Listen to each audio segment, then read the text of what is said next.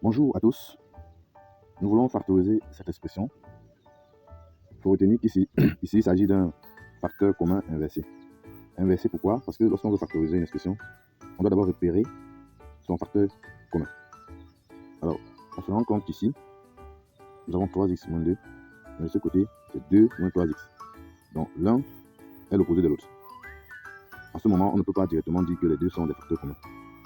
Donc pour remédier à cette situation, il va falloir faire une transformation. Alors, pour ce faire, nous allons dire que ceci égale 12x, facteur de 3x moins 2. À ce niveau, nous allons changer le signe. Comme il est positif, nous allons le rendre en négatif. C'est ça qui va nous permettre de changer tout ceci pour obtenir celui-là. Alors, ici, on va mettre e de plus, nous allons mettre moins. Facteur de x moins 4. Facteur de... Ceci va changer, tout ce qui est ici va changer le signe.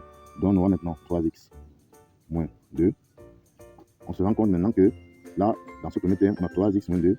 Et là, on a également 3x moins 2. C'est le changement de ce signe qui nous a permis d'obtenir ceci. Maintenant que nous avons le facteur commun, nous pouvons donc mettre un facteur. On aura donc 3x moins 2. On ouvre la grande parenthèse. Ici, il va nous rester 12x. 12x. Et ici, il va nous rester x moins 4.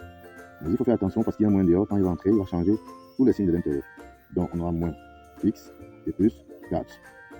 Si on continue, on obtient 3x moins 2 facteur de 12x moins x, ça nous donne 11x plus 4.